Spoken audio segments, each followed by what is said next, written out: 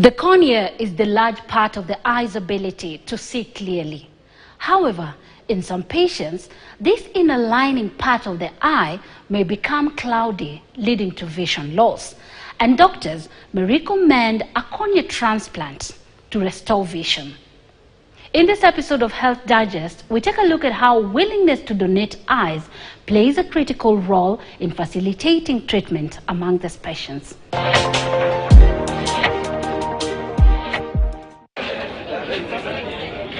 They say eyes are the windows to the soul. But for a lot of people, that window develops an unwanted curtain that dims their lives and makes everything dark and cloudy. This obstruction to the normal functioning of the eye often elicits an array of emotions at the thought of one losing the ability to see. As the cornea, that transparent part of the eye that allows light to enter the organ, gets clouded, vision slowly disappears, leaving the patient to start life in a new, dark, unfamiliar world. Sometimes these complications may be aggravated by conditions like allergies, just like in 18-year-old Joshua Mogambi's situation. Mogambi underwent a cornea transplant in August this year after unsuccessful management of allergic reactions that left him with itchy eyes that would constantly force him to rub them in order to ease the discomfort. I was born as a normal child, full of healthy insight.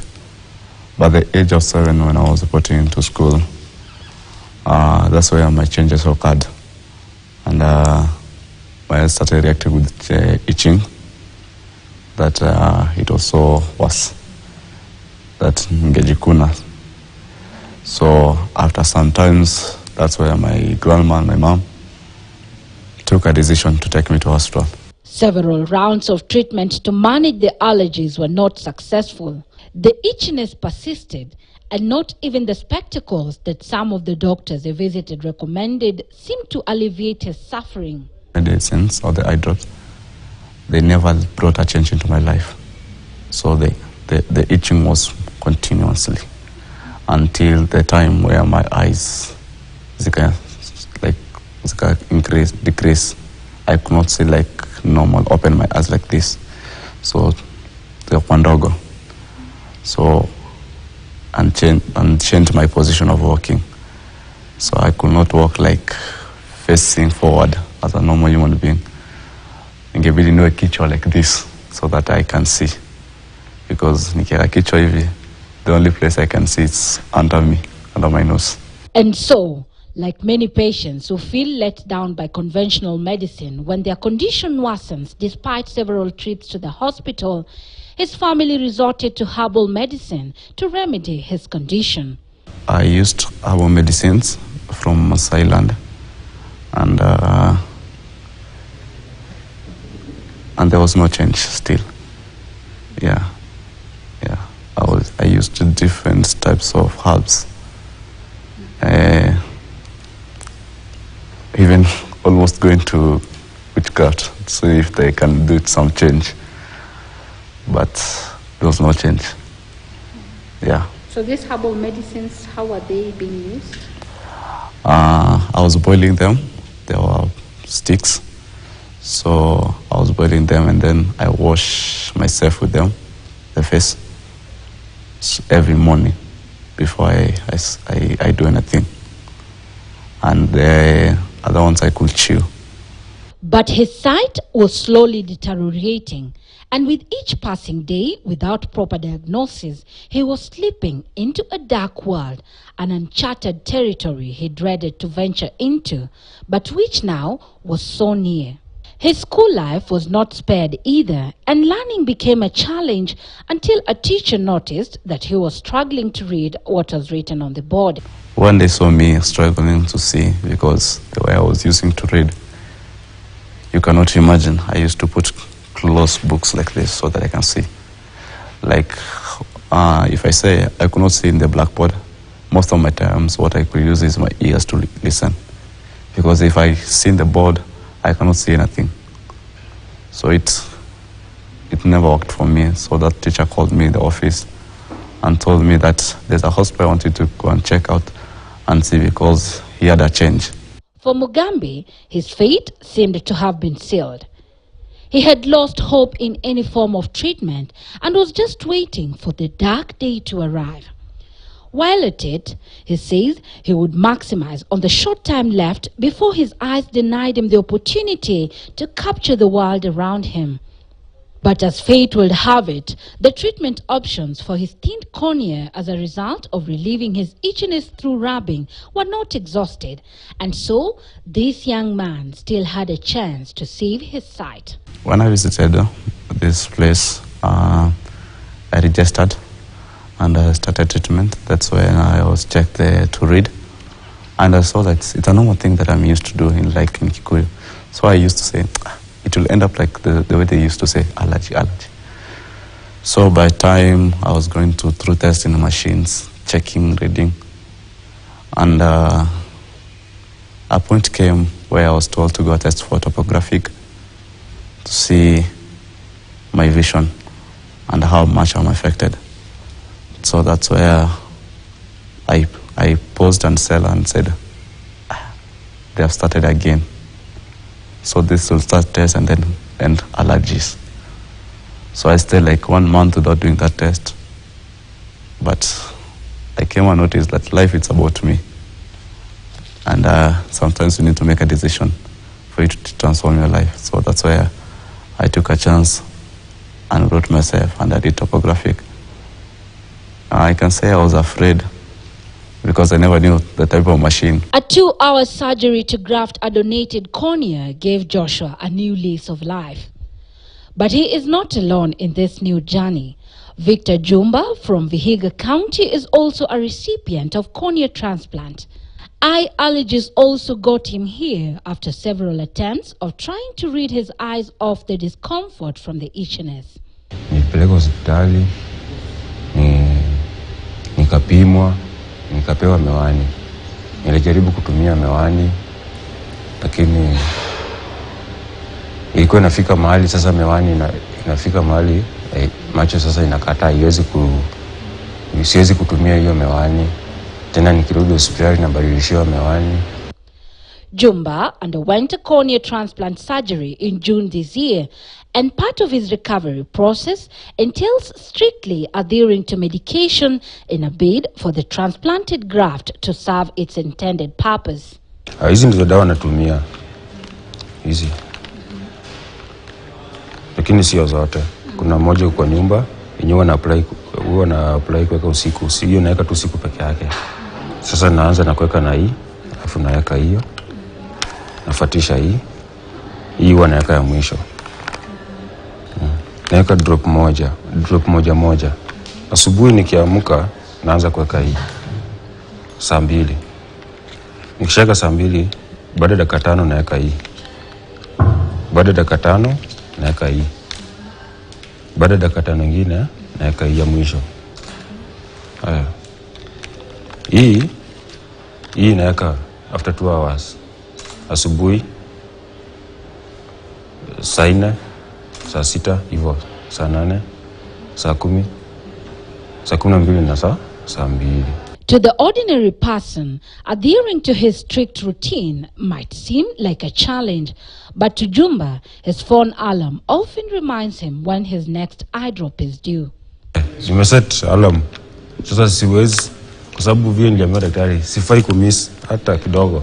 Nisikae bila dawa. Ikiwa karibu kuisha, heri nione vile nitafika hapa haraka sana nitafuta dawa. Kwa sababu uko nyuma na saa hizi, alafu nifikirie kama narudi huko nikose kuona. Hapana, siwezi kubali. Sasa lazima nifuate maagizo ya daktari.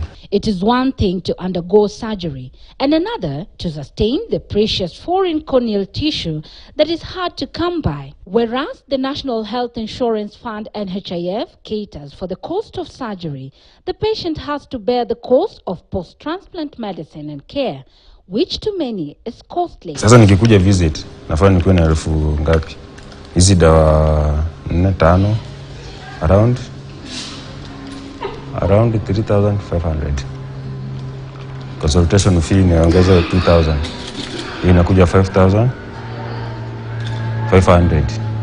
Hiyo ni pesa unafaa kama nikikuja visit nikuwe nazo. Na sasa mbuni ambia sasa umeshatibiwa, umeenda kwa nyumba, una kazi, unafaa utafute pesa kuja. Unaona sasa inakuwa hard kidogo. Despite these financial hurdles that come with a high cost of medication, the transplant seems to have brought his world into focus.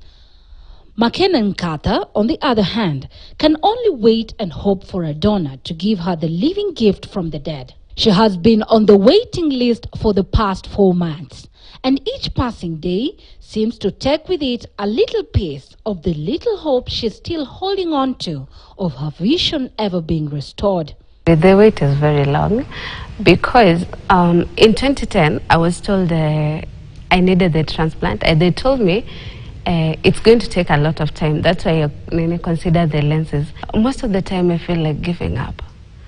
Like literally I've given up because I've waited for so long, and I think the more the wait is happening, the more my sight is getting even worse. Like you can see right now, my eyes are very lazy.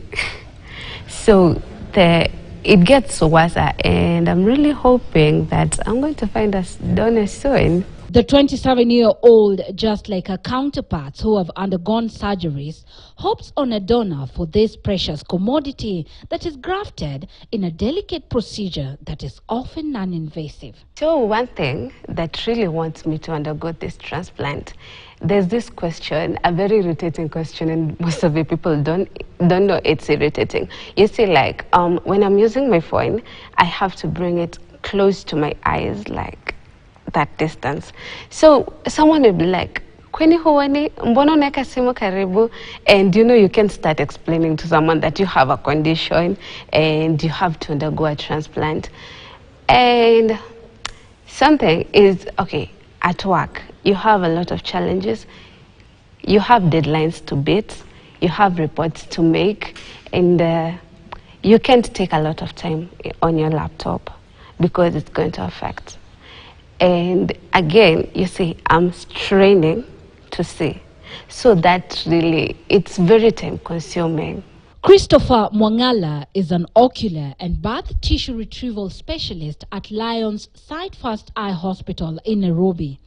He explains that cornea donation remains low in the country, impacting on treatment of patients who need urgent transplant. The number of patients in need of this transplant is high, yet those pledging to donate after death remains low. The reception to donation is poor, very poor. Currently, all the corneas that we're getting from the Asian community actually, not from the African community. This is because mostly it's affected by culture and beliefs. So many in our culture, you see, many people don't donate because of the either burial incidences, maybe religious. Some of them they say they don't want to use their eyes after they die. There are myths which block these donations. So on the reception of cornea donation or generally organ donation, it's poor. For instance, as of the month of August, only 8 retrievals were done against a list of over 900 patients waiting to receive a transplant. So we usually get like from July, we did like 10 retrievals. August we did like 8. If you in terms of corneas, those are 8 are 16 corneas. So you get 1 donor, those are 2 corneas, and then those are 2 patients you utilize in case you analyze the corneas. So it depends with you can do 8 harvests, but then the process of verifying whether the cornea is fit for transplant, you do all the tests, disregarding the faults and everything. You end up using maybe 4 corneas out of those 16 corneas. So not every cornea is suitable for optical purposes. Some are just for therapeutic or something. Most of these donors are often people above the age of 70 years. To complement this low number of donated corneas, the hospital has to import the organs from United States of America or Italy in order to meet the high demand. If you get a cornea, most of our donors that we get usually from 70 and above actually. from the Asian community mostly, 70 and above. And then these corneas, we do cell count. Maybe they can't fit to be utilized on a recipient from 10 and below. You see, we need a younger cornea for this. So mostly these we get a certain donor from a certain age, like 70 and above usually. Prioritize something from 40, patients from 40 to receive the corneas. It will be easier because of the time is going to utilize on the cornea and the response. According to Mwangala, children make up a huge number of those in need of cornea transplant at the facility. What causes this mostly, we get the patients usually have severe keratoconus, the thinning of the cornea due to allergy. You see, and this is something that you cannot avoid. You know our schools the way they are. You know our homes they are, so they are affected. So most of these patients are children. So you find at least most kids are not able to do exams. They're not able to write, to see. And then getting the younger corneas is an issue, so they'll have to wait until they reach a certain age. Like you might, like a patient from 5 years, you see at times is being done a transplant at maybe 17, because the cell counts from the cornea that we harvest usually fit from that age bracket. These corneas have to be harvested at least 6 hours after death when the cells are still fit for use. But the deceased has to consent before death through a platform that identifies them as donors. First, we don't restrict anybody from donating. Everybody is eligible for donating the cornea because the cornea practically doesn't go with blood matching or something. It doesn't have a blood supply, so it's you can transplant it on any recipient, and then it will respond. However, blood tests have to be conducted to determine whether the deceased is fit to be a donor. What makes us reject the cornea depends with the medical history and the time of the death to, we call it death to preservation time. So in case somebody has pledged and died, what we usually do, we usually supposed to come within 6 hours, because the cells usually die after 6 hours after death.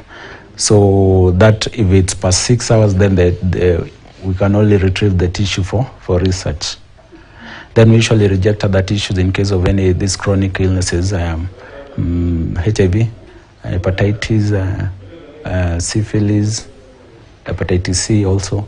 So those are the main conditions that we reject on arrival, since we are able to know the history from that patient, from the patient who had donated, from the donor actually. Note, the entire eye is harvested unless the deceased or their family gives consent for that. So on harvesting, we usually we don't touch the cornea itself.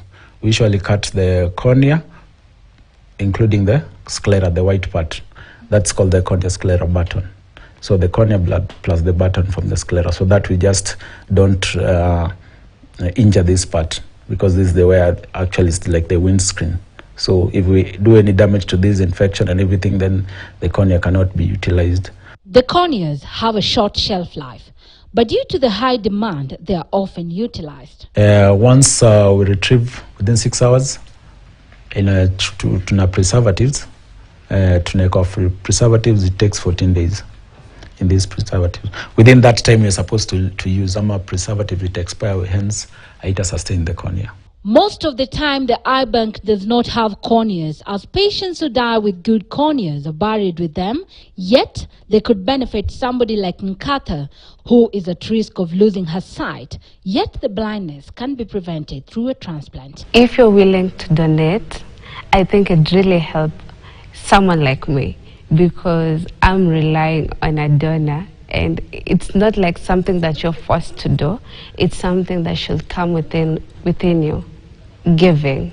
For Mogambi and Jumba, they may never know who their donors were, but through the corneas they donated, they are now able to at least see life from a different perspective. Then I was like shocked that someone died and gave me something.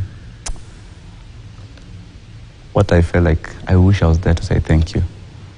To say thank you because they have done something that most of people cannot do. Ule mtu ambaye alidonate simujui na yeye anijui, na hata sijui ilitoka wapi. Lakini it is through donation. Mtu ukidonate utakuwa umesave maisha ya mtu, masomo ya mtu, familia ya mtu, watu watakaa wana furaha kwa sababu ya donation. Kwa sababu kama mimi saizi nashukuru tu kwa sababu ile hali pale imefikia saizi. Hali si mbaya, hali iko sawa sahi. Hata kama ni jicho moja lakini nashukuru kwa hiyo. Wakati huo nikilinganisha sahi na kitambo, hata wakati huo nilitoka kufika kwa nyumba nikashindwa, hata nikauliza rafiki yangu, hivi ndivyo huwa mnaona? Mnaona tu vizuri. Dr. Deepak Gupta, a senior consultant who specializes on cornea, cataract and glaucoma treatment at the facility, calls on Kenyans to play their corneas to help save sight, considering its success rate is put at 90%. The center of this part is open. This becomes black in color because it has got an opening. So normally this part is the part which is harvested and carried in a special medium. We have like Loyens Eye Hospital is one of the few hospitals which has got cortisol, which has got a special medium. We carry this cornea and the cortisol, and in cortisol, if this tissue remains in the cortisol, we have 10 to 14 days for the patient to be called and implanted into another man's eye. A pair of corneas, it says, can go a long way in helping restore the sight of many patients. The center of this part is open. This becomes black in color because it has got an opening. So normally this part is the part which is harvested and carried in a special medium. We have like Loyens Eye Hospital is one of the few hospitals which has got cortisol, which has got a special medium. We carry this cornea and the cortisol, and in cortisol, if this tissue remains in the cortisol, we have 10 to 14 days for the patient to be called and implanted into another man's eye. The benefit is, if only half of the thickness is involved, we will not remove the whole eye. We will just remove the upper half and replace with the upper half of the donor eye. The benefit is, if we get one eye, we can transplant it to the two eyes. The donor cornea is split into two. We have got specialized techniques like donor cornea is split into the front half and the back half. Certain people need front half which goes to the top. So it is stitched nicely and the top half is removed and top half is replaced. Certain people, they need the back side of the cornea is unhealthy. That can be, I'm sorry for the bad voice, it can be Fuchs dystrophy, or sometimes the patient has gone a bad cataract surgery, the inside of the eye is spoiled, so we replace the back half. After surgery, the recovery can take up to 1.5 years before the patient can regain their sight fully. First, sometimes like patient has got a cut or patient has got a corneal ulcer.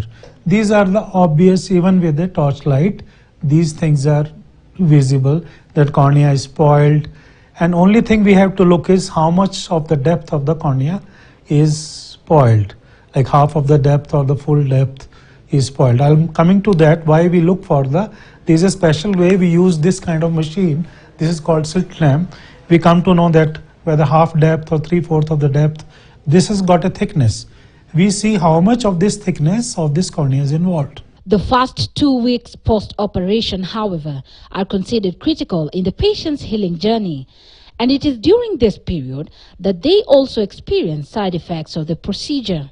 The benefit is, if only half of the thickness is involved, we will not remove the whole eye. We will just remove the upper half and replace with the upper half of the donor eye. The benefit is, if we get one eye, we can transplant it to the two eyes. The donor cornea is split into two. We have got specialized techniques like donor cornea is like split into the front half and the back half. Certain people need front half, which goes to the top. Although organ donation remains a thorny issue in Kenya, corneal blindness remains the second most prevalent eye condition globally, and to rehabilitate the impaired vision, a corneal transplant is the best shot. So, if you can pay to donate your eyes or the tissue itself after your death, please do so. You never know who might need it next. Gloria Milimu, KTN News.